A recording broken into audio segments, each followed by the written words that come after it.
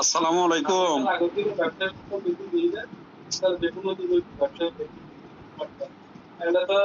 আসসালামু আলাইকুম।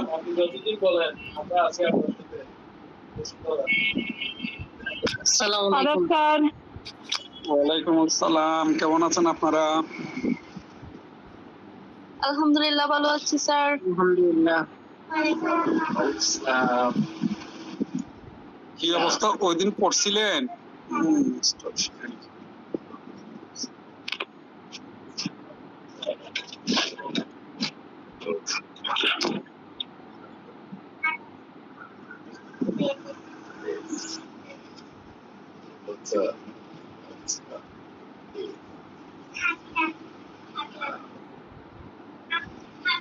তো কি অবস্থা, পড়াশোনা করছেন? মোটামুটি স্যার।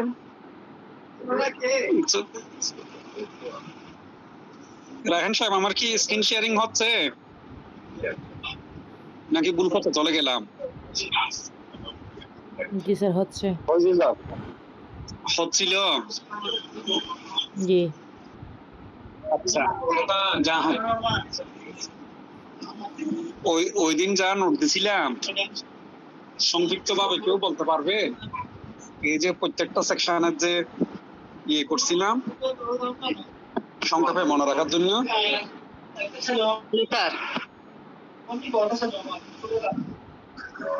আচ্ছা, দেখি একজনে বলেন তো দেখি। প্রথম খণ্ড সংক্ষিপ্ত শিরোনাম। দ্বিতীয় আচ্ছা, হ্যাঁ। তৃতীয় ব্যাখ্যামূলক অনুচ্ছেদ। ধারা 4 সংরক্ষণ। ধারা 5 প্রতিকার। 6 প্রতিরোধমূলক প্রতিকারের সংজ্ঞা বা নিরোধক। 7 দণ্ডমূলক। 8 প্রথম অধ্যায় 8, 9, 10, 11। 9 দখলচ্যুত ব্যক্তির মামলা। 10 অস্থাবর সম্পত্তি পুনরুদ্ধার। 11 পরবর্তী দখলের অধিকারী ব্যক্তি। 12 চুক্তি দখল, সার্টিফিকেটের চুক্তি দখল। 14 ছোট, 15 বড়, 16 স্বতন্ত্র, 17 অন্যান্য। 18 ক্রেতার অধিকার। 19 ক্ষতিপূরণ। 20 প্রতিবন্ধক নয়। 21 নামঞ্জুর, 8টি ক্ষেত্রে নামঞ্জুর করতে পারে। 21 রেজিস্ট্রেশন। 22 বিবেচনামূলক ক্ষমতা। 23 কে পাবে, 24 কে পাবে না, ব্যক্তিগত প্রতিবন্ধকতা। 25 অনুমতি দখল। 26 পরিবর্তন। 27 প্রত্যয়ন, 27 ইজারা চুক্তি। 28 বাধ্য করা যাবে না। 29 মামলা খারিজ। লিখতে পারেনি। 31 দলিল সংশোধন। 32 ওই 30 ছিল, আপনার 30টা তো লিখতে পারেন না, লিখে নিন। 30 হচ্ছে পত্তনি। পত্তনি বলতে আপনার এই যে ওই 40-41 সালের দিকে আপনার কিছু সম্পত্তি নিলামে কিনা হতো, এটা কি সম্ভবত ওই ধরনের কিছু প্রয়োজন। হ্যাঁ, এইটা রাব পত্তনি ধরে মনে রাখিয়েন। আচ্ছা, 33 দলিল সংশোধন। 32 অনুমান। 33 মূলনীতি। 34 কার্যকরীকরণ। 35 চুক্তিরোধ। 36 ভুল। 37 বিকল্প। 38 ন্যায়পরায়ণতা। 39 দলিল বাতিল। 40 আংশিক বাতিল। 41 ক্ষতিপূরণ আদায়ের ক্ষমতা। 42 ঘোষণামূলক। 43 ঘোষণার ফলাফল। 44 রিসিভার নিয়োগ। 52 দুইটি উপায়ে প্রতিকার পাওয়া যায়। 53 অস্থায়ী নিষেধাজ্ঞা। 54 5টি ক্ষেত্রে মঞ্জুর। 55 বাধ্যবাধকতা। 56 11টি ক্ষেত্রে নামঞ্জুর। 57 নেতিবাচক নিষেধাজ্ঞা। এই পর্যন্ত। Very good. ওই ইয়েতে 55তে লিখেন বাধ্যতামূলক নিষেধাজ্ঞা। 55তে লিখে রাখেন বাধ্যতামূলক নিষেধাজ্ঞা। হ্যাঁ, ভেরি গুড। আপনি কোন কলেজে? জি, সিলেট। ও মাশাআল্লাহ। তাইলে আর কে বলতে পারবেন? যিনি বলছিলেন এই যে দ্বারা মনে থাকে না, ওই দিন একজন বলছিলেন কোন কলেজে দ্বারা মনে থাকে না বলছিলেন যে, উনি আছেন যিনি বলছিলেন দ্বারা মনে রাখা যায় না?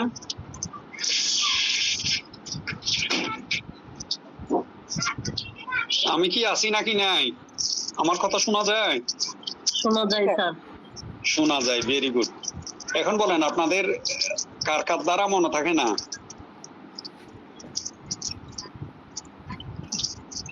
বা অন্য কেউ বলতে পারবেন?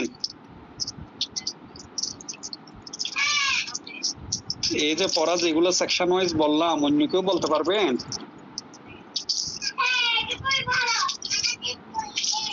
কথাবার্তা বলতে হবে, না হয় আপনি অ্যাডভোকেট হবেন কেমনি? কথা না বললে তো অ্যাডভোকেট পাওয়া যাবে না।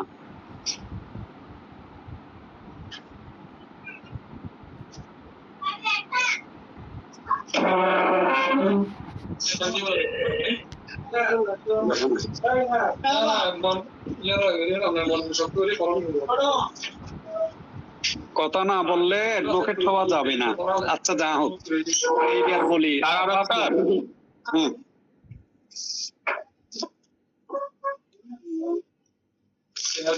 আপনার ওয়ালাইকুম আসসালাম।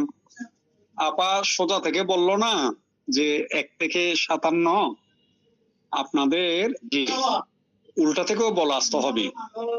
এই যে নেতিবাচক নিষেধাজ্ঞা, 11টি ক্ষেত্রে নিষেধাজ্ঞা না মঞ্জুর, 55 হচ্ছে বাধ্যতামূলক নিষেধাজ্ঞা,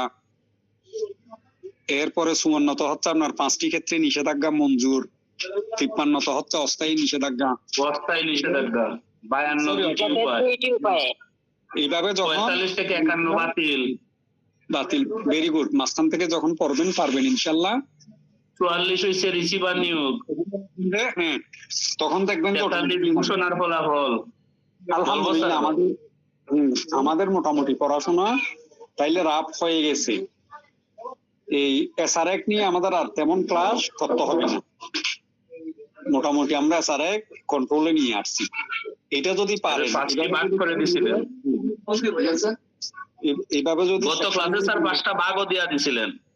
হ্যাঁ 5টা ভাগ এই দখল, গ্রহণ, অর্পণ, পুনরুদ্ধার 8 থেকে 11। এইভাবে যদি সেকশন গুলো মনে রাখতে পারেন ইনশাল্লাহ আমাদের পড়াশোনা মোটামুটি এসআরএক আমরা গোছাই নিয়ে নিতে পারছি। এতে তো এরপর হচ্ছে আমাদের প্রশ্ন ওয়াইজ করা, যে এই সেকশন গুলো থেকে আমাদের কি কি প্রশ্ন করতে হবে। আপনারা প্রশ্নগুলো লিখেন। মাশাআল্লাহ সবাই যেহেতু মোটামুটি সেকশন গুলো ধরে নিতে পারছেন, বলছিলাম যে গ্রুপে ওই নোটটা দিয়ে দিচ্ছি। তাইলে নোট পাওয়ার পর আপনারা আজকে প্রশ্নগুলো লেখেন। আমাদের ইয়েতে যে প্রশ্নগুলো পড়তে হবে, লিখতে হবে, জানতে হবে, সেই প্রশ্নগুলো লিখে নেন।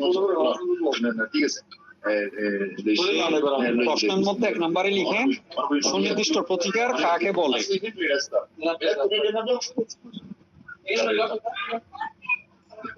সুনির্দিষ্ট প্রতিকার কাকে বলে?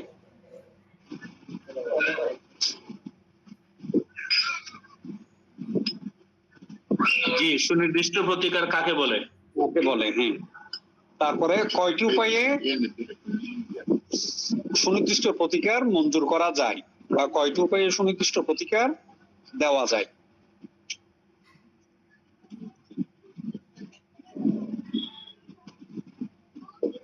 কয়টি উপায়ে সুনির্দিষ্ট প্রতিকার মঞ্জুর করা যায়?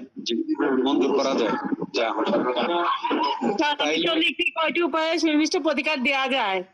হ্যাঁ, সুনির্দিষ্ট প্রতিকার কয়টি উপায়ে দেওয়া যায়, মঞ্জুর করা যায়, সবগুলো একই প্রশ্ন।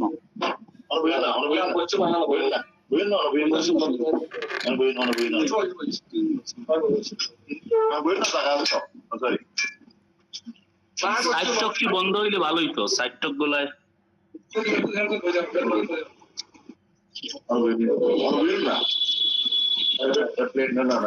স্যার আজকে কি আপনি বাইরে? স্যার বাইরে বলতে খাবার দাবার খাচ্ছিলাম। যা হোক সমস্যা নেই, আপনারা লিখেন, সমস্যা নাই, আস্তে আস্তে লিখেন। এরপর হচ্ছে আমাদের 8 নাম্বার সেকশন, 9 নাম্বার সেকশনের মধ্যে পার্থক্য। সম্পত্তির, স্থাবর সম্পত্তির দখল পুনরুদ্ধার। স্থাবর সম্পত্তির দখল পুনরুদ্ধার। এরপর হচ্ছে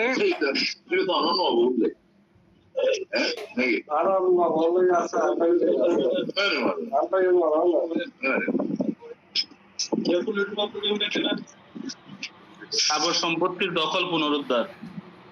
স্থাবর সম্পত্তির দখল পুনরুদ্ধার লিখছেন? জি। এবং অষ্টম নবম সেকশনের মধ্যে পার্থক্য স্যার। লেখছেন এটি, এরপরে ওটার বিষয়ও লেখেন। স্থাবর সম্পত্তির দখল পুনরুদ্ধার এবং দখলচ্যুত ব্যক্তির মামলা। দখল স্থাবর সম্পত্তি আচ্ছা, প্রথম থেকে বলি। স্থাবর সম্পত্তির দখল পুনরুদ্ধার জি পুনরুদ্ধার এবং দখলচ্যুত স্থাবর সম্পত্তি থেকে দখলচ্যুত ব্যক্তির মামলা। স্থাবর সম্পত্তি থেকে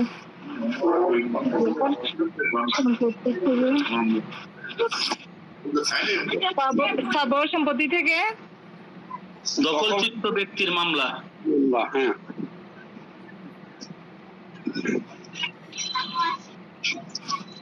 কি স্যার?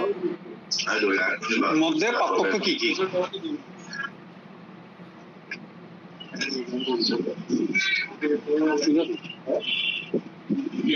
স্যার প্রশ্নটা আরেকবার বলেন কাইন্ডলি। স্থাবর সম্পত্তির দখল পুনরুদ্ধার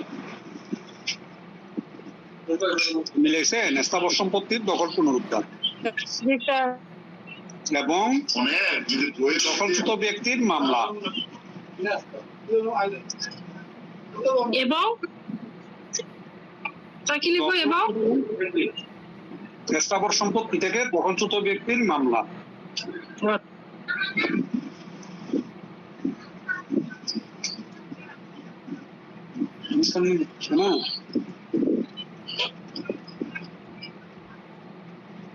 স্থাবর সম্পত্তির দখলচ্যুত ব্যক্তির মামলা, এর মধ্যে পার্থক্য কি?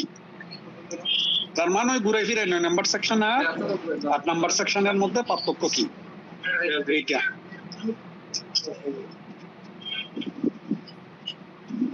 লিখছেন সবাই? লেখছি স্যার। Very good. তারপরে 3 নম্বরে লিখেন চুক্তির সুনির্দিষ্ট কার্য সম্পাদন। চুক্তির সুনির্দিষ্ট কার্য সম্পাদন কোন কোন ক্ষেত্রে মঞ্জুর করা যায়?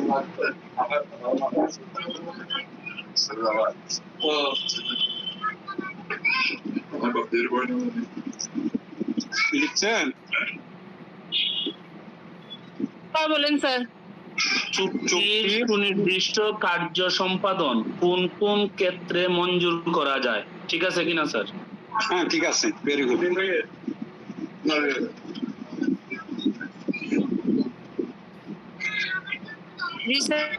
হ্যাঁ, তারপরে লিখেন উদাহরণ সহ আলোচনা করুন।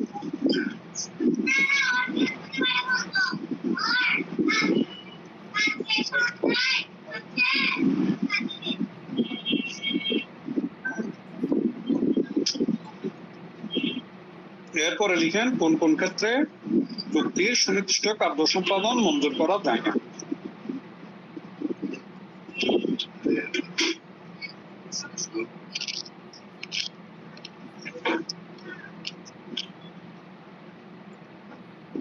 কোন কোন ক্ষেত্রে চুক্তির সুনির্দিষ্ট কার্য সম্পাদন মঞ্জুর করা যায় না?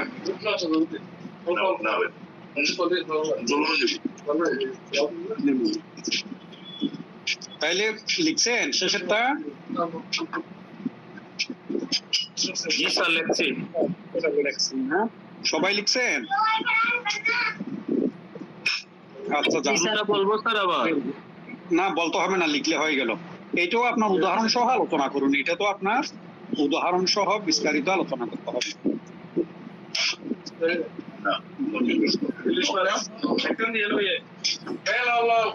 তারপর হচ্ছে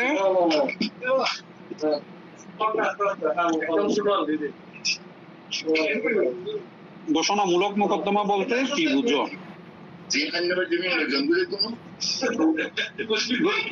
ঘোষণামূলক মোকদ্দমা বলতে কি বুঝো?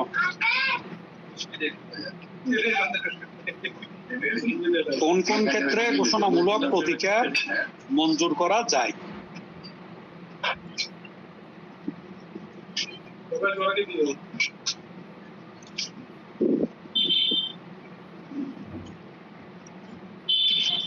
এরপরে কোন কোন ক্ষেত্রে ঘোষণামূলক প্রতিকার মঞ্জুর করা যায় না? স্যার এটা কি এটার সাথে যে ঘোষণামূলক মোকদ্দমা বলতে কি বুঝো? কোন কোন ক্ষেত্রে? ঘোষণামূলক প্রতিকার মঞ্জুর করা যায়, আর কোন কোন ক্ষেত্রে ঘোষণামূলক প্রতিকার মঞ্জুর করা যায় না?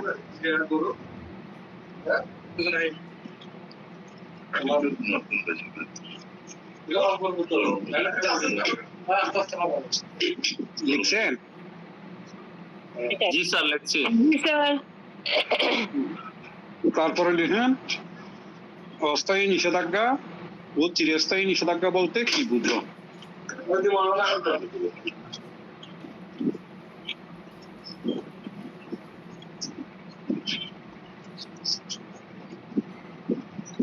অস্থায়ী নিষেধাজ্ঞা ও চিরস্থায়ী নিষেধাজ্ঞা বলতে কি বুঝো?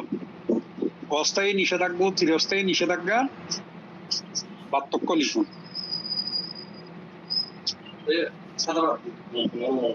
No, ahora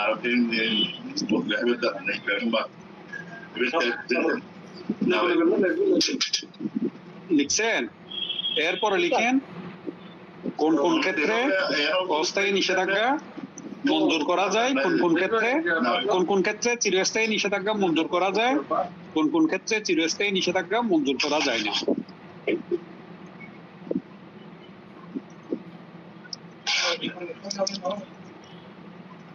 এই প্রশ্নটা কিন্তু আমরা প্রথম দিন আলোচনা করছিলাম।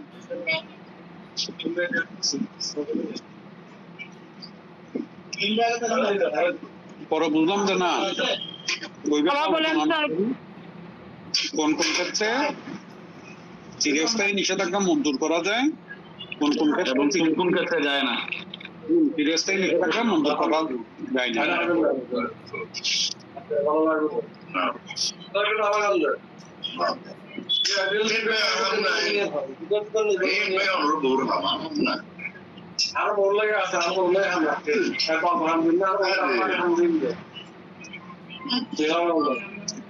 লিখছেন? কয়টা হলো? স্যার পাঁচটা মোটামুটি। ইনশাল্লাহ এগুলো পড়লে, এই পাঁচটা প্রশ্ন করলে আপনারা এছাড় একটা কমন পাবেন, আর বেশি প্রশ্ন পড়তে হবে না। প্রথমটাতে লিখেন ধারা 5, প্রথম প্রশ্নের পাশে লিখে রাখেন 5 দ্বারা আলোচনা করতে হবে।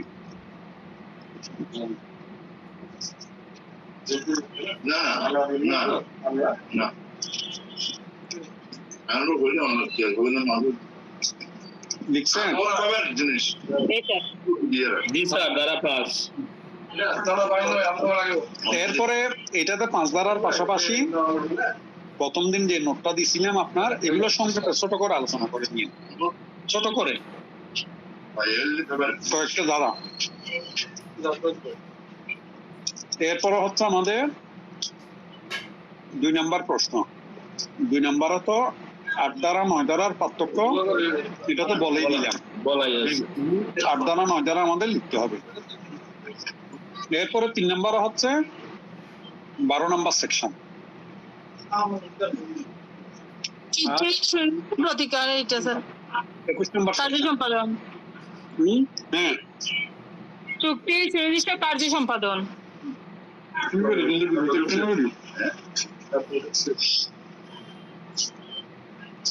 লিখছেন? এরপর হচ্ছে আপনার ওই নাম মঞ্জুর যেটা, এটা 12 নম্বর সেকশন। 21 নম্বর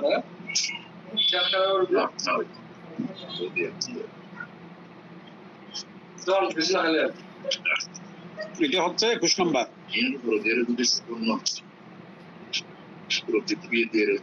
লিখছেন? তারপর ঘোষণামূলক যেটা, এটা হচ্ছে আপনার 42 নম্বর, ধারা 42। স্যার একটা মিনিট, চুক্তি সুনির্দিষ্ট কার্য সম্পাদন কি শুধু 21? ধারা 21 আপনার চুক্তি সুনির্দিষ্ট কার্য সম্পাদন মঞ্জুর হচ্ছে ধারা 12, 12 আর 21। না মঞ্জুর হচ্ছে 21। ঘোষণামূলক 42। ঘোষণামূলক 42। অস্থায়ী নিষেধাজ্ঞা চিরস্থায়ী নিষেধাজ্ঞার সংজ্ঞা 53-তে।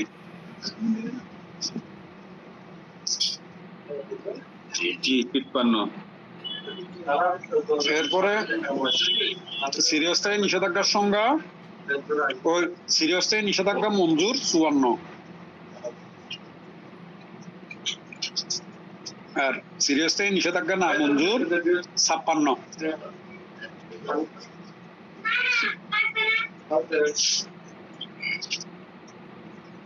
যেই নোট স্ক্রিনে শেয়ার করা আছে এটা আপনারা পরে দেখছেন, স্ক্রিনশট নিয়ে নিতে পারেন এনে। স্যার আপনি একটু গ্রুপে দিলেন। এটা আমাদের কাছে আছে স্যার, আমার কাছে আছে। আপনার কাছে আছে? তাইলে মোটামুটি এই 5টা প্রশ্নের পরে একটু ভালো মতো পড়বেন। 31 নম্বর সেকশন, 35 নম্বর সেকশন আর 39 নম্বর সেকশন। মোটামুটি আসার এক থেকে যে প্রশ্নই আসবে আসুক। স্যার একবার বলেন 31 নাম্বার, 35, 39 আপনারা 35 আর 39। আর এটার গ্রুপে দিয়ে দিবেন স্যার। একটু দিয়ে দিব। ওইটা গ্রুপে দিয়ে দিন। আপনারা যারা প্রশ্নগুলো লিখছেন এগুলো একটু রাহেন সাহেবকে দিয়ে দিয়ে, যে যেটা লিখছেন উনি যদি আমাকে হোয়াটসঅ্যাপে দেন আমি ওইটা চেক করে দেখে নিব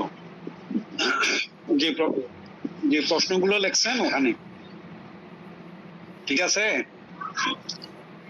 তো এরপরে আপনাদের সবার প্রতি রিকোয়েস্ট, রেগুলার যদি ক্লাস করেন, এই যে ক্লাসে মিস না দেওয়া, তাহলে আরেকটু ইনশাল্লাহ ইমপ্রুভ করতে পারবেন। আপনাদের এসআর এর সেকশন পড়া নিয়ে মোটামুটি ভালো লাগলো। যে পদ্ধতিতে আপনাদেরকে বলছি ইনশাল্লাহ গুলো প্রায় কাছাকাছি পদ্ধতিতে বলবো, যে আপনারা যাতে মনে করতে পারেন, মনে রাখতে পারেন সেইভাবে বলে দিবে। এবং এসআর সবাইকে বলে দিয়েন, হয়তো আমাদের সামনের ক্লাসটা হবে এসআর এর শেষ ক্লাস।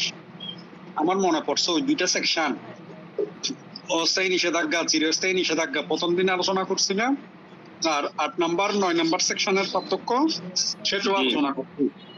জি এরপরে 5টা উপায়ে যে প্রতিকার মঞ্জুর করা যায়, সুনির্দিষ্ট প্রতিকার, তাও আলোচনা হয়েছে। আপনাদের কারো কাছে এগুলো লিখিত আছে? আমার কাছে আছে স্যার। Very good. আর ওই যে আপনার মুখে শূন্য লিখছি স্যার। আলহামদুলিল্লাহ। এগুলো একটু গ্রুপে দিয়ে দিয়েন রাহেন সাহেবকে, উনি আমাকে দিলে আমি চেক করে দিয়ে দিব লিখি। আর যে আমার 12-9 এর ক্লাস আছে স্যার, পুরাটা আপনি যা বলছেন ক্লাসে আমি নোট করছি স্যার। ঠিক আছে। এরপরে হচ্ছে আমাদের 12 নম্বর সেকশন আর 21 নম্বর সেকশন। 12 নম্বর সেকশনে লিখেন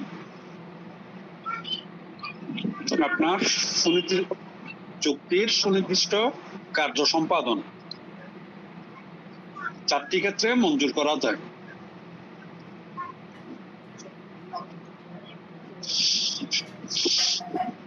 চুক্তির সুনির্দিষ্ট কার্য সম্পাদন 4টি উপায়ে মঞ্জুর করা যায়। লিখছেন? জি স্যার। 1 নম্বরে লিখেন চুক্তিটি জিম্মার অন্তর্ভুক্ত হলে।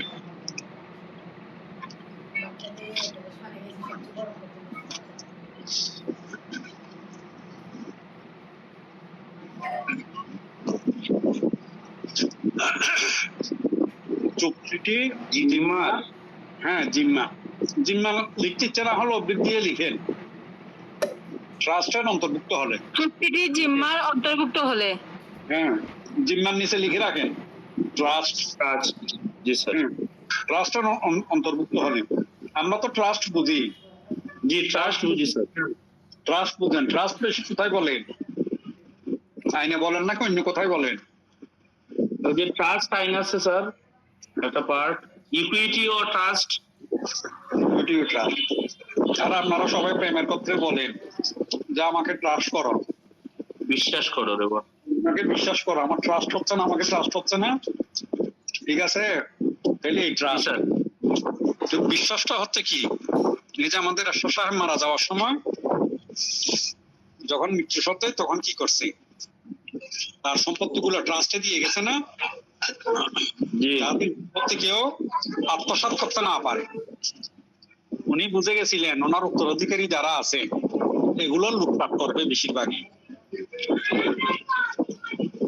বা এগুলো নিয়ে মারামারি ইত্যাদি করবে, এগুলো যাতে করতে না পারে সে ট্রাস্ট করে দিয়ে গেছে। এখন এগুলো নিয়ে যখন আপনার কোনো চুক্তি হবে তখন অটোমেটিকলি আদালতে এই চুক্তির সুনির্দিষ্ট কার্য সম্পাদন দিবে। স্যার পেনাল কোডটা এটা কি কিভাবে এটা সম্বন্ধে একটু বলতেন যদি স্যার। পেনাল কোড, জি জি স্যার। পেনাল কোড হচ্ছে দণ্ডমূলক আইন বা দণ্ডবিধি। দ্বন্দ্ববিধি। হ্যাঁ, দণ্ডবিধি। আচ্ছা পাশে লিখে রাখেন 1860। যা হোক, এটা হচ্ছে কি, আমরা যদি কেউ আপনার ইয়ে করে চুরি ডাকাতি দস্যুতা অপরাধ করে অপরাধ করে, ফৌজদারি অপরাধ করে, ফৌজদারি অপরাধ, ফৌজদারি অপরাধ গুলো যখন করবে যে আইনে তখন এটা দণ্ডবিধির আওতায় ইয়ে হবে, শাস্তি হবে। হ্যাঁ, যে আইনে তার শাস্তি হবে সেই আইনটা হচ্ছে দণ্ডবিধি। দণ্ডবিধি বলতেছে আপনার দণ্ডমূলক আইনের ক্ষেত্রে সুনির্দিষ্ট প্রতিকার আইন প্রযোজ্য হয় না, এটা ছিল 7 নম্বর সেকশনে। এই যে দণ্ডমূলক যেগুলো পড়াইছিলাম, দণ্ডমূলক 7 নম্বরে বলছে এইটা দণ্ডমূলক আইনের ক্ষেত্রে সুনির্দিষ্ট প্রতিকার আইন প্রযোজ্য হয় না। সুনির্দিষ্ট প্রতিকার আইন প্রযোজ্য হয় দেওয়ানি কার্যবিধির ক্ষেত্রে। বুঝছেন ভাইয়া? দণ্ডমূলক আইন কি আচ্ছা, ধরনের? এই চারটার ক্ষেত্রে একটা পাইছি স্যার। একটা পাইছেন না, ভেরি গুড। এরপরে 2 নম্বরে লিখেন আর্থিক ক্ষতিপূরণ নির্ধারণের মানদণ্ড না থাকলে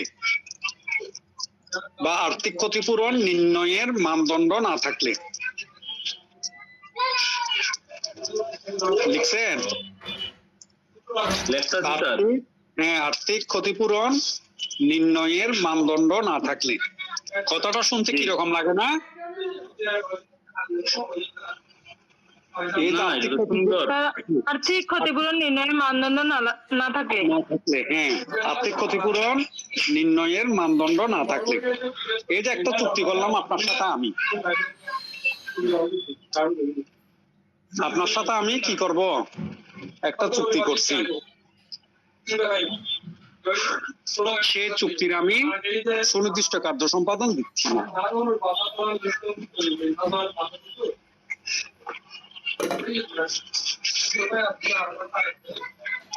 তাইলে চুক্তি সুনির্দিষ্ট কার্য সম্পাদন না দিলে এক পক্ষ ক্ষতিগ্রস্ত হচ্ছে না, জি আর পক্ষ কি হবে, অবৈধভাবে লাভবান হবে। এখন এই যে ক্ষতি কতটুকু হয়েছে, এইটার কত টাকা দিলে এই ক্ষতিটা পূরণ হবে। পৃথিবীতে এমন কিছু কাজ আছে যেটার এটা নির্ধারণের কোনো মানদণ্ড নাই, এটা আপনি নির্ধারণ করতে পারবেন না। আমরা ধারণা করতে পারতেছি আমরা এক পক্ষের ক্ষতি হয়েছে, কিন্তু কত ক্ষতি হয়েছে সেটা জানি না। আপনারা দাদা দাদি কাকে দেখছেন? সবার তো দাদি আছে, দাদা দাদি নানা নানি আছে। আমি দেখছি দাদা দাদিকে, নানাকে দেখি। দাদা নানি দেখতে স্যার, দাদা দাদি দেখতে। হ্যাঁ, দাদা আমি দাদি কাউকে দেখছে। দেখছি স্যার, নানা নানি। ও মাশাআল্লাহ, কে বেশি আদর করতো, দাদা দাদি নাকি নানা নানি?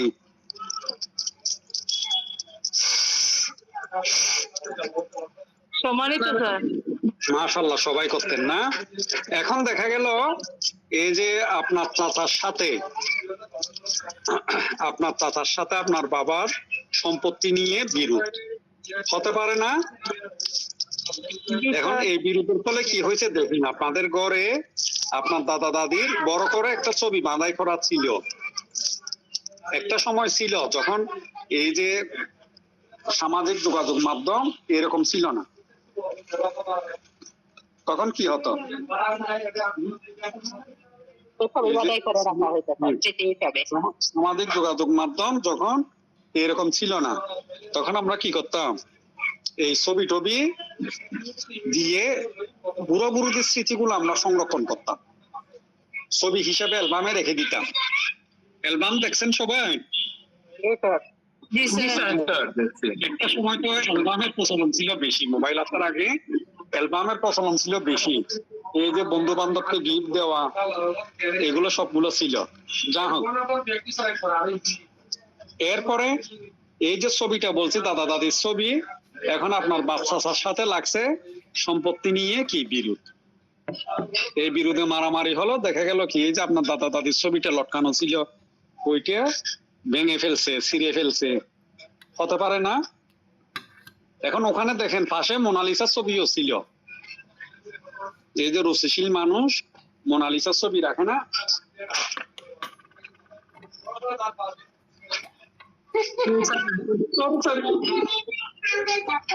আচ্ছা আচ্ছা, সরি সরি সরি, মানে আমার মাঝে দিছি, হাত মুখ দিছ, ওকে বন্ধ করে দিছি। যাক। তারপরে তাইলে কি হচ্ছে, এই যে ছবিগুলো যদি নষ্ট হয়ে যায়, এটার ক্ষতিপূরণ কত? এটা টাকা পয়সা দিয়ে আর পূরণ হবে? এই ছবি আপনি আর পাবেন না। তাইলে এইটার ক্ষতিপূরণ কত হয়েছে, আর্থিক ক্ষতিপূরণ কত, এটা নির্ণয় করার মতো কোনো মানদণ্ড নেই। এই ক্ষেত্রে চুক্তি সুনির্দিষ্ট কার্য সম্পাদন আদালতে দিয়ে দিবে, মঞ্জুর করবে। এরপর হচ্ছে আপনার আর্থিক ক্ষতিপূরণ অপর্যাপ্ত হলে, আর্থিক ক্ষতিপূরণ কি হবে না, পর্যাপ্ত হবে না। এমন একটা চুক্তি এক পক্ষ পালন করছে, আরেক পক্ষ ভঙ্গ করতেছে, ওখানে যে ক্ষতিপূরণ হবে সেই ক্ষতিপূরণ আপনার এক পক্ষকে দিলেও সেটা পর্যাপ্ত হবে না। এই যে স্থাবর সম্পত্তির চুক্তি, স্থাবর সম্পত্তির বিক্রয় চুক্তি করছে, এই যে আমরা বলি এটাকে কি বলে, বাইনা চুক্তি। সম্পত্তি কেনার আগে বাইনা চুক্তি করে না, একজন আরেকজনের সাথে চুক্তি করে না যে আপনি 5 ঘন্টা সম্পত্তি বিক্রি করতেছেন, আমি 2 লাখ টাকা দিয়ে অগ্রিম দিয়ে দিলাম, 6 মাসের মধ্যে বাকি টাকা পেমেন্ট দিয়ে আমি সম্পত্তিটা কিনে নিব। এখন আমরা তো দুষ্টু প্রকৃতির লোকজন, বিক্রেতা যে সে কি করছে, 2 মাস পরে আরেকজনে আরো 5 লাখ টাকা বেশি দিছে, তার কাছে বিক্রি করে দিছে। হতে পারেন এরকম দুষ্টু প্রকৃতির লোক আছে না? এখন প্রথম জন ক্ষতিগ্রস্ত হলো না, 2 লাখ টাকা দিছে, এই ক্ষেত্রে চুক্তি সুনির্দিষ্ট কার্য সম্পাদনের জন্য যদি সে মোকদ্দমা করে, সে বিক্রি পাবে। তার কারণটা হচ্ছে কি, এই চুক্তি না মানলে যে আর্থিক ক্ষতিপূরণ দিবে সেটা এই ক্ষেত্রে পর্যাপ্ত হবে না। এটাতে একটু নোট লেখেন, বিশেষ করে এটা স্থাবর সম্পত্তির ক্ষেত্রে প্রযোজ্য। সম্পত্তি কয় ধরনের? 2 ধরনের, 2 ধরনের। স্থাবর এবং অস্থাবর। স্থাবর, ভেরি গুড। যদি স্থাবর সম্পত্তি হয়, মনে রাখবেন সেটার ক্ষেত্রে টাকা পয়সা দিয়ে এই চুক্তি আপনার পর্যাপ্ত ক্ষতিপূরণ হয় না। তার কাহিনীও আছে। একটা স্থাবর সম্পত্তি আমরা কেনার জন্য 2 লাখ টাকা দিয়ে বাইনা করলাম, আমার আরেকটা কম দামি সম্পত্তি ছিল সেটা বিক্রি করে দিছি, আপনার বাবির গয়নাগাটি ছিল ওইগুলো বিক্রি করছি, আত্মীয় স্বজন থেকে টাকা পয়সাও ধার নিছি, এরপরও যদি আরো কিছু বাকি থাকে কি করলাম, কোন এনজিও থেকে টাকা পয়সা দাম নিয়ে নিছি। তাইলে এই 2টা হয়ে গেল না? এগুলো, এই যে এতগুলো কাজ করার পর আমি একটা দামি সম্পত্তি কেনার জন্য, বিটা বাড়ি করার জন্য, ঘর বাড়ি করার জন্য সম্পত্তি কিনতেছি, সে কি করলো, চুক্তিটা সুনির্দিষ্ট কার্য সম্পাদন সে দিচ্ছে না, সে অস্বীকার করছে।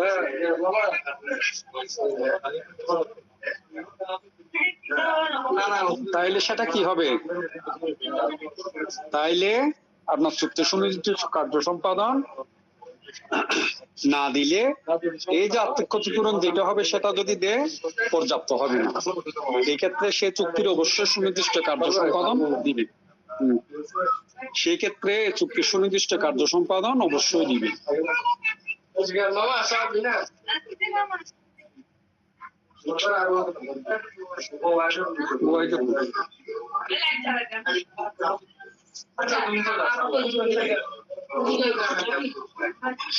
এরপর হচ্ছে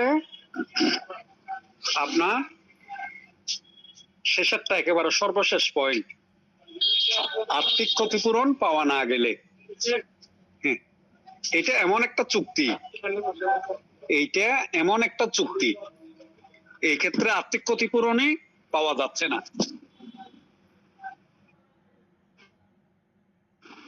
আর্থিক ক্ষতিপূরণ পাওয়ার কোনো সম্ভাবনা নেই। তাহলে কি করবে না, এই চুক্তির সুনির্দিষ্ট কার্য সম্পাদন অবশ্যই দিবে। তাহলে পয়েন্ট গুলো পাইছেন? কি কি পয়েন্ট?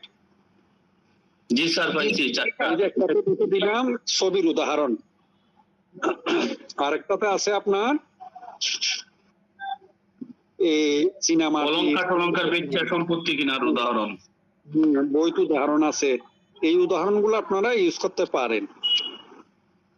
তারপরে এখানে নোটও উদাহরণ আছে, দেখেন ক 5 কাঠা জমি খ কে 10 লক্ষ টাকায় বিক্রির চুক্তি করে। এখন কি করছে, কিন্তু পরে ক জমি হস্তান্তরে অস্বীকৃতি জানায়। এখানে আদালত বাধ্যতামূলকভাবে ক কে এই চুক্তি সম্পাদনের নির্দেশ দিতে পারে। এক্ষেত্রে খ ডিক্রি পাবে, চুক্তি সুনির্দিষ্ট কার্য সম্পাদনের ডিক্রি খ পাবে। মনে রাখবেন, প্রত্যেকটা আমরা তো চুক্তি আইন পড়ো, এই সুনির্দিষ্ট প্রতিকার আইন বুঝতে গেলে চুক্তি আইনটা বুঝতে হয়। ইনশাল্লাহ আমরা এই সুনির্দিষ্ট প্রতিকার আইন শেষ করে চুক্তি আইনটা আশা রাখি শুরু করব।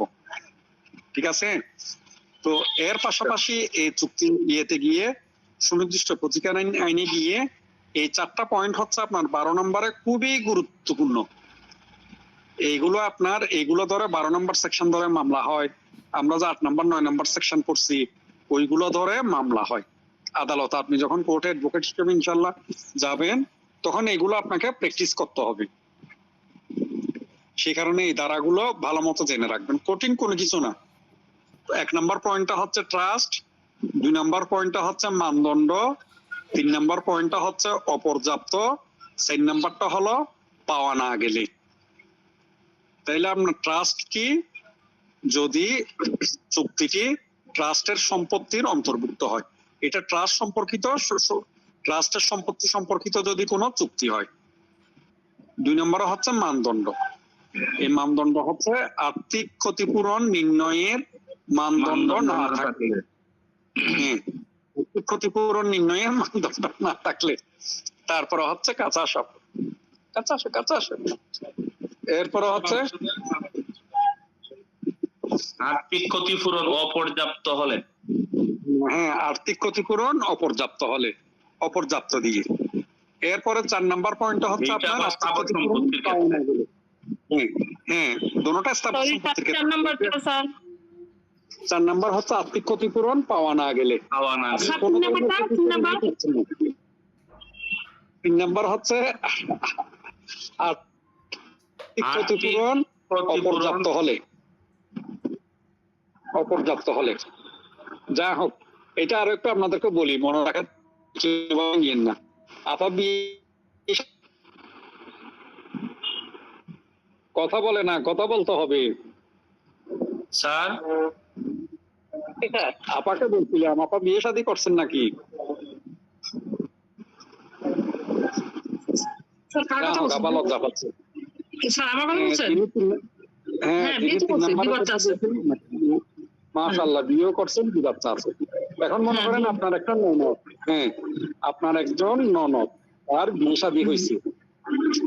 বিয়ে শাদী হওয়ার পরে বিয়ে তো একটা চুক্তি, আমরা এটা তো জানি। জি। এটা আমাদের দেশে ধর্মীয় আচার অনুষ্ঠান মনে হলো, এটা হচ্ছে আসলে একটা চুক্তি। ধর্মীয় আচার অনুষ্ঠানের উপরও হচ্ছে এটা এক ধরনের চুক্তি। তো এই চুক্তির ক্ষেত্রে দেখা গেল সে চুক্তিতে বনিবনা হচ্ছে না, তাহলে একজন আরেকজন থেকে কি করবে, ডিভোর্স নিয়ে নিবে। এই ডিভোর্সের পরে দেখা গেল তাদের কাবিননামার টাকা পয়সা যেটা আছে, টাকা আছে 10 লাখ, ছেলে পক্ষ দিতে চাই 2 লাখ। তাইলে এটা কি পর্যাপ্ত হচ্ছে নাকি অপর্যাপ্ত হচ্ছে? এইটা অপর্যাপ্ত হচ্ছে। আপনার কাবিন নামায় লেখা আছে 10 লাখ, আপনার কর্মপক্ষ দাবি করতেছে 10 লাখ টাকা। এখন সে দিতে চাচ্ছে কত? 2 লাখ। 2 লাখ। তাইলে এটা অপর্যাপ্ত হচ্ছে না? এই ক্ষেত্রে সে জি, স্যার। যখন মামলা করবে কাবিন নামার জন্য, আদালত বলবে যে তুমি 10 লাখ টাকাই দাও, বা পর্যাপ্ত করে দাও, যে 8 লাখ দাও, 9 লাখ দাও, ঠিক আছে? এটা হলে পর্যাপ্ত হচ্ছে। এরপরে তো স্যার, আপনার এমনি তো বলেন বলা আছে, কাবিন নামা যা থাকবে তাই নাকি দিতে হয়, এরকম শুনছি। বেসিক্যালি তো তা দিতে হয়। এখন ওই বেটা যদি গুজারা টাইপের হয়, পাবলিক, হুম, ঠিক আছে, হয় না? সে যদি একেবারে জি। বেকার, জি, মনে করেন আপনার ননদের হাজবেন্ড ছিল একেবারেই বেকার, জি, ঠিক আছে, জি, তাহলে সে স্যার। কোথায় থেকে দিবে? তার কোনো সম্পত্তি নেই। তাকে মারলো আপনার ননদ, যদি তাকে মারো টাকা পাবে? না। আদালতে তার জেলখানায় দিয়ে দিল, সে টাকা পাবে নাকি? হুম, পাবে না। সেই ক্ষেত্রে আদালতে বলবে যে আচ্ছা ঠিক আছে, পর্যাপ্ত করে দাও। আচ্ছা, কাবিন নামায় টাকা আছে 10 লাখ, তুমি 6 লাখ দাও, 7 লাখ দাও, 8 লাখ দাও। এটা আদালতের ইত্যাদিন ক্ষমতা প্রয়োগ করে সে এগুলো দিবে। তাহলে আমাদের মোটামুটি কি 12 নম্বর সেকশন সবাই বুঝছেন তো? সবাই বুঝছেন? জি স্যার। জি, স্যার। এবার বলেন, পড়াশোনা কি কঠিন মনে হয়? ভাইয়া, যখন আপনাদের সময় ছিলাম, আপনাদের এই যে প্রথম পর্বে যখন পড়াশোনা করি, আমার এখনো মনে আছে, সুনির্দিষ্ট প্রতিকার আইন, পরীক্ষার দিন ছিল রোজা। এরকম দুর্গাপূজার সিজনে আমাদের প্রথম পর্বের পরীক্ষা চলছিল। ওখানে রোজাও পড়ে গেছিল কাকতালীয় ভাবে ওই সময়, সম্ভবত 17-18 সালের দিকের ঘটনা। তো আমার আবার বাজে অভ্যাস ছিল, রোজা রেখে সাধারণত অন্যান্য কোনো কাজকর্ম করতে পারতাম না। একবার চিন্তা করছে, আমাদের সময় নিয়ম ছিল পরীক্ষা পরে দিব, যে 1-2টা পরীক্ষা না দিলেও এলএলবি ফাইনালে ভর্তি হওয়া যেত। ওই বছর আবার পরে এই পরীক্ষাগুলোতে ফাইনালের সময় দিয়ে পাশ করতে হতো। সকালে সেহরি খাওয়ার পরে চিন্তা করলাম যে বসে থেকে লাভ কি, পরীক্ষার হলে গেলে তো অন্তত পক্ষে প্রশ্নটা পাবো, কি পড়বো কি আসছে এটা অন্তত পক্ষে দেখতে পারবো। এরপরে নামাজ পড়ে উঠে চিন্তা করলাম যে এই যে ঘন্টা 2-1 সময় আছে, একটু রিডিং করে যাই, বসে থাকি লাভ কি, যা পারি তা লিখবো। তো আলহামদুলিল্লাহ 36-37 পাইছিলাম। আপনাদের মতো এইরকম অনলাইনে পড়াশোনা করার প্রচলন ছিল না। এইটা অনেকটা কোভিডের আশীর্বাদ। তো এইভাবে আপনারা যে পড়াশোনা করতেছেন, ইনশাল্লাহ আপনাদের রেজাল্টও ভালো হবে। পরবর্তীতে যে পড়াশোনা আছে এই পড়াশোনায় আপনারা ভালো করতে পারবেন। আপনাদের যাদের বন্ধু বান্ধব পরিচিত আছে তাদেরকেও বলিয়েন যে আমরা তো অনলাইনে পড়াশোনা করি, এই যে সামান্য টাকা পয়সা দিয়ে তোমরাও পড়াশোনা করো। যাও, এরপর হচ্ছে আপনার 21 নম্বর সেকশনটা। 21 নম্বর সেকশন 12-এর বিপরীত। নাম্বারও যেমন বিপরীত, 12কে উল্টাইলে 21, কাজকর্ম হচ্ছে 21 12-এর বিপরীত। ওখানে কি বলে 21-এ এই যে সবার শেষ আমরা বলি, হ্যাঁ, না মঞ্জুর করবে। প্রথম কথা হচ্ছে 1 নম্বর পয়েন্টটা হচ্ছে যদি আর্থিক ক্ষতিপূরণ পর্যাপ্ত হয়, তাহলে 3 নম্বর পয়েন্ট যেটা ছিল ওইটার বিপরীত, আর্থিক ক্ষতিপূরণ যদি পর্যাপ্ত হয়। এখন আপনারা প্রশ্ন করতে পারেন যে স্যার এরকম আর্থিক ক্ষতিপূরণ পর্যাপ্ত হয় যে এরকম কোন চুক্তি আছে? আছে। বর্তমানে আপনার কোন জিনিসটার দাম বেশি? ডেলি কোন জিনিসের দাম বাড়তেছে? তেলের স্যার। সোয়াবিন তেল না? জি, সোয়াবিন তেল। সোয়াবিন তেল, ভেরি গুড। তাহলে এই সোয়াবিন তেলের ক্ষেত্রে চিন্তা করে দেখেন, আপনি হলেন সোয়াবিন তেলের ব্যবসায়ী, আমি হলাম খুচরা ব্যবসায়ী, আপনার কাছ থেকে আমি সোয়াবিন তেল নিচ্ছি। আপনাকে বললাম ভাই আমাকে 500 লিটার বা 1 টন সোয়াবিন তেল দিও, সাপোজ 200 টাকা কেজি ধরে। এখন আপনাকে আমি টাকা পয়সাও দিয়ে দিলাম, 200 কেজি সোয়াবিন তেলের জন্য আপনার প্রতি কেজি 200 টাকা করে 40,000 টাকা দিয়ে দিছি। আপনি কি করছেন? 10 টাকা বেশি পাইছেন আর এই সোয়াবিন তেল আরেকজনের কাছে দিচ্ছেন বিক্রি করে। আর তো আপনার কাছে সোয়াবিন তেল নাই। এখন আপনি আমাকে আর এই সোয়াবিন তেল দিতে পারবেন? আমার ব্যবসার ক্ষতি হলো না? আমি কি করছি? মামলা করছি। কিসের মামলা? এই চুক্তির সুনির্দিষ্ট কার্য সম্পাদনের জন্য। তো আদালতে কি করবে? চুক্তির সুনির্দিষ্ট কার্য সম্পাদন তো দিতে পারবে না, এই তেল তো বিক্রি হয়ে গেছে। সে কি করবে? আপনার মূল টাকা যেটা আছে 40,000 টাকা, এইটা ফেরত দিতে বলবে আদালতে। এরপরে বলবে যে আপনাকে এমন ক্ষতিপূরণ দাও যাতে আপনি আর এই কাজ না করেন। আপনাকে 10,000 20,000 টাকা ক্ষতিপূরণ দিয়ে দিতে বলবে।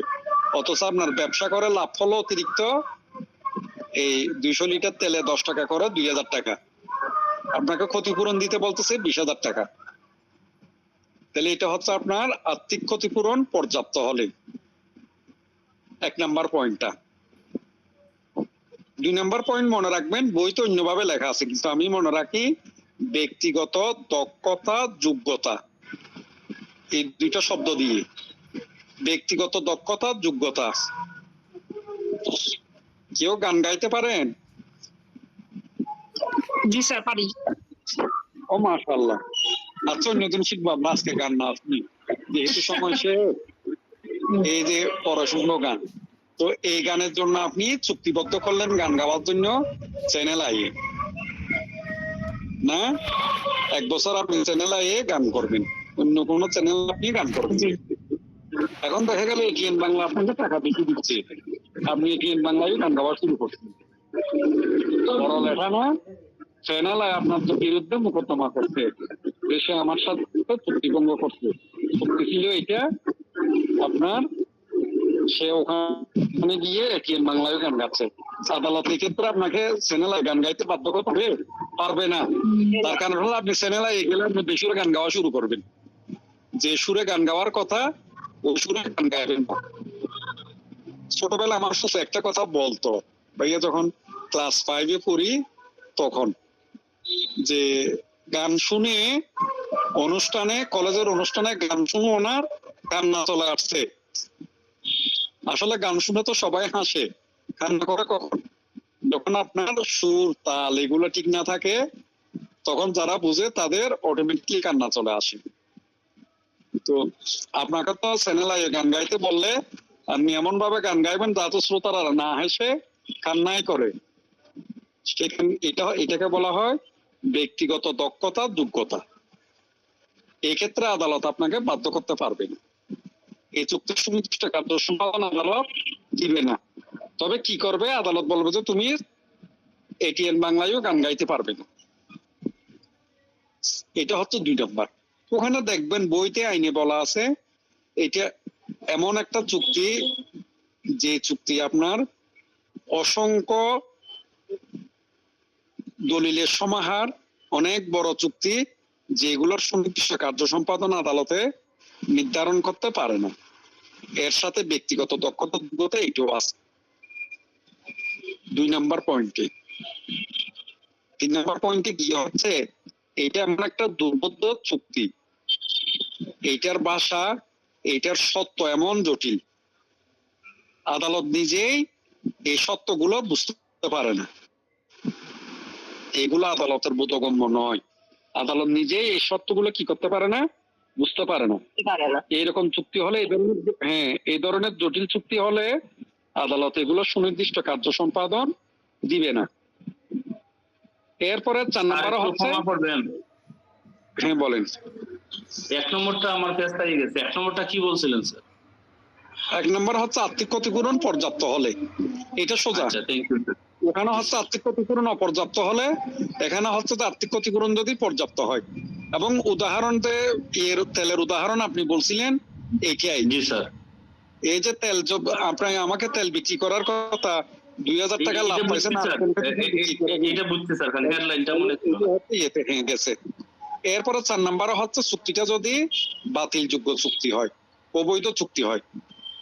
এই যে আমরা টেকনাফ থেকে কি কক্সবাজারের কেউ আছেন? আমাদের কক্সবাজার জেলার কেউ আছেন নাকি? জি স্যার, কক্সবাজার জেলায় আমার একজন লোক আছে স্যার। স্যার এখন এখানে স্টুডেন্ট আছে নাকি কক্সবাজারের, কে আছে? আমি আছি স্যার কক্সবাজার থেকে। মাশাআল্লাহ, কি নাম?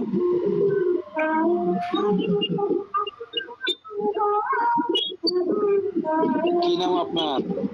কক্সবাজারের এক নম্বর ব্যবসা হচ্ছে, মাশাআল্লাহ, রোকসানা আপা। কক্সবাজারের এক নম্বর ব্যবসা হচ্ছে কি? কক্সবাজারের এক নম্বর ব্যবসা হলো বিয়ে টেকনাফের দিকে ইয়াবার ব্যবসা। এখন আপনি রোকসানা আপা কি করলেন?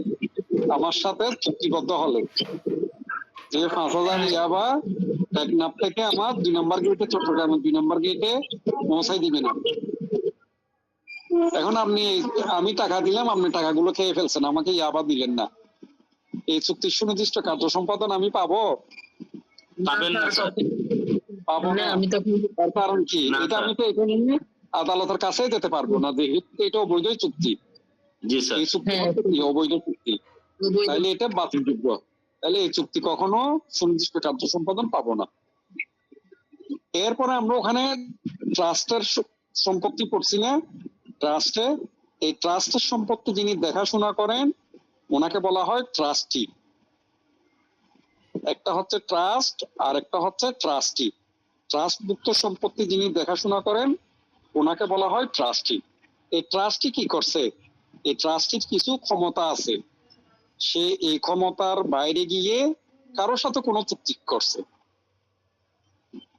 তাইলে প্রথমে বলছিলাম ট্রাস্টভুক্ত সম্পত্তি করা হয় যাতে কেউ তেমন ওই সম্পত্তি নিয়ে নয়ছয় করতে না পারে। কিন্তু দেখা গেল আমরা তো স্বভাবে বাঙালি, এই ট্রাস্ট সম্পত্তি যিনি পরিচালনা করতেছেন ট্রাস্টি, সে নিজেই আপনাদের এটা নয়ছয় করতেছে। সে এমন কিছু চুক্তি করছে যে চুক্তি করার মতো ক্ষমতা তার কাছে নেই। তাইলে আদালত ওই চুক্তির সুনির্দিষ্ট কার্য সম্পাদন দিবে না।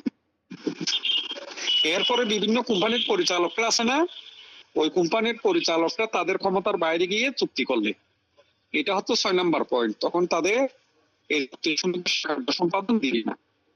7 নম্বর হচ্ছে যে চুক্তি, জি 5 নম্বরটা কি বললেন?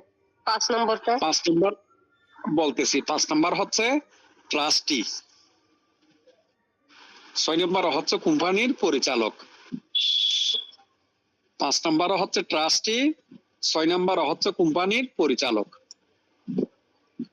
7 নম্বর হচ্ছে 3 বছর। এমন কিছু চুক্তি আছে যেগুলোর কার্য সম্পাদন করার জন্য 3 বছর বা তার অতিরিক্ত সময় লাগে। যে চুক্তিগুলো এই ধরনের, আদালত এগুলোরও সুনির্দিষ্ট কার্য সম্পাদন দিবে না। এই যে সিলেটের হাওর অঞ্চল বা ঢাকার আপনার হাতির ঝিল, এরপরে এমন কিছু নিচু এলাকা আছে যেগুলো ডেভেলপাররা জায়গা বিক্রি করবে বলে ক্রেতাকে প্রতারিত করে। ওই সম্পত্তিগুলো আপনার 10 বছরও ডেভেলপিং করা সম্ভব না। ওই ধরনের চুক্তি যেগুলো, এগুলোর সুনির্দিষ্ট কার্য সম্পাদন আদালতে কখনো দিবে না। 3, সবার শেষে হচ্ছে যে চুক্তির বিষয়বস্তু ইতিমধ্যে বিলুপ্ত হয়ে গেছে, সেই চুক্তির কার্য সম্পাদন দিবে না। বিলুপ্ত, এটা হচ্ছে কি বিলুপ্ত। এই যে মনে করেন সরকার কিছুদিন আগের থেকে দীর্ঘদিন বিদেশ থেকে চাল ইম্পোর্ট করতেছিল না, এখন এটা মনে হয় একটু থামছে। চাল ইম্পোর্ট করতে গিয়ে সাপোজ বার্মা থেকে চাল আনতেছে, এখন চট্টগ্রাম বন্দর এইগুলো আসার আগে যারা কিনবে চাল তাদের সাথে একটা চুক্তি হয়ে গেছে না, যে বার্মা থেকে আমি 5,000 টন চাল আনতেছি, তোমরা কে কিনবে। দেখা গেল 5 টন করে, এটা জন্য কেনার জন্য চাল বন্দর পৌঁছার আগে শিপটা ডুবে গেল, এই চাল আর আছে? এই চুক্তিটার বিষয়বস্তু ছিল কি এই চালগুলো, তাহলে এগুলো তো অলরেডি বিলুপ্ত হয়ে গেছে। জাহাজ ডুবে যাওয়াতে এই চালও ডুবে গেছে, এই বিষয়বস্তুটা বিলুপ্ত হয়ে গেছে না? তাহলে এই ধরনের চুক্তি নিয়ে যদি আমি আদালতের কাছে যাই, আদালত এই চুক্তির সুনির্দিষ্ট কার্য সম্পাদন দিতে পারবে না, দিবে না। বুঝে পাইছেন? ক্লাস করে মজা জি, স্যার। পান? জি স্যার। মাশাআল্লাহ, ঠিক আছে তাইলে আলহামদুলিল্লাহ আজকে এতটুকু থাকুক। ইনশাআল্লাহ মজা পেলে আমরা নেক্সট ক্লাসে বাকিটার পুরো সুনির্দিষ্ট আইনের একটা সামারি করে দিব। মজার পুরো কারণ তো সুনির্দিষ্ট স্যার আইন আপনি। যা হোক আল্লাহ ভরসা, দোয়া করিয়েন ভাইয়া সুস্থতার জন্য। 2 দিন খুব অসুস্থ ছিলাম। আসসালামু আলাইকুম স্যার। এই যে জি স্যার, ওয়ালাইকুম আসসালামু আলাইকুম। আসসালাম। তো যে জিনিসটা বলতে চাইছিলেন, এই যে সামনের ক্লাসটা সবাই করিয়েন, আপনাদের বন্ধু বান্ধবদের জন্য ওপেন রাখিয়েন। আমি রায়হান সাহেবকে বলে দিব যে এই লিংক আপনারা যে সমস্ত গ্রুপগুলোতে আছেন শেয়ার করে দিতে পারবেন। পুরো আপনার এসআরএক্টের একটা সামারি করে দিব, ঘন্টা দেড়েক আপনাদের আলোচনা করে দিব। বাহ, ঠিক দারুণ। আছে? এই যে জি, স্যার। মাসের শুরুতে মোটামুটি আপনাদের বন্ধু বান্ধবদেরকেও বলিয়েন, যারা এখন তো ফর্ম ফিল আপের ডেটও দিয়ে দিছে, অন্তত পক্ষে এখন পড়াশোনা করতে হবে। আর আপনাদেরকে তো রাফ একটা সাজেশনও দিয়ে দিছি যে সুনির্দিষ্ট প্রতিকার আইন থেকে কি পড়বে। প্রশ্ন বলে দিলাম না, 5টা প্রশ্ন পড়লে হবে এবং আপনারা আপনাদের নিজেদের ভাষায় লিখতে পারবেন। আলহামদুলিল্লাহ ভাইয়ার আলোচনা, এই যে জহির স্যার আছেন না প্যারামাউন্ট লয়ের, আমরা তো প্রায় সবাই প্যারামাউন্ট ল বই মোটামুটি পছন্দ করি। সোজা যে ঢাকা ল কলেজ মধ্যে ক্লাস নেন আমাদের জয় স্যার। জি, জয় স্যার তো আমাদের ক্লাস নেন ঢাকা ল কলেজে। ও আচ্ছা, ঢাকা ল কলেজের ক্লাস নেন না? স্যার তো কিরকম ক্লাস নেন জানি না, এমনি স্যারের ভাইয়া বিভিন্ন ভিডিও গুলো দেখি শুনি, ভালো লাগে। না, তো বই স্যার তো মোটামুটি খুব ভালো ক্লাস নেন। জি, খুব ভালো ক্লাস নেন উনি। মাশাআল্লাহ রেগুলার নেন। মাশাআল্লাহ। তো এরপরের কথা হচ্ছে, এই যে আমিও চেষ্টা করি মোটামুটি স্যারের বইয়ের চাইতো আর একটু সোজা করে আপনাদের আলোচনা করে দিতে, যাতে এই যে আপনারা শুনতেও আগ্রহী হন, পড়তে হবে না, শুনে শুনে যাতে পরীক্ষায় লিখে দিতে পারেন। আমি নিজে চেষ্টা করি ওই জিনিসটা, যাতে একজন স্টুডেন্ট অন্তত পক্ষে ক্লাসটা করলে, শুনলে, সে যাতে পরীক্ষার হলে গিয়ে ওখান থেকে কিছু না কিছু লিখতে পারে। অনেকের আছে পড়ার মতো এরকম সময়ও নেই। জি স্যার। আমরা যে এলএলবি তে পড়াশোনা করি, আমাদের অনেকের এরকম আছে যে এক কথায় বসে 2 ঘন্টা যে পড়বো এরকম সময়ও নেই। কিন্তু এই শোনার ব্যাপারটা আপনি গাড়িতেও করতে পারেন, বিভিন্ন জায়গায়। আমি আপনাদের গত সপ্তাহের ক্লাসও নিছি, এই যে আচার অনুষ্ঠানে থেকে। আজকেও নিশ্চিত ছোট ভাইয়ের বাসায় দাওয়াত ছিল, ওখানে খেতে এসে ক্লাসটা নিয়ে নিছি। তাহলে আপনারাও যেখানে যাচ্ছেন মোবাইলটা তো সাথে আছে, যে জায়গায় থাকেন না কেন ক্লাসটা করা যায়। ঠিক আছে, তাহলে সবাই দোয়া করিয়েন, আপনাদের প্রতি দোয়া রইল। আর রায়হান সাহেবকে ভাইয়া বলে দিব আগামী সপ্তাহের ক্লাসটা যাতে আপনাদের বন্ধু বান্ধব সবার জন্য মুক্ত রাখে।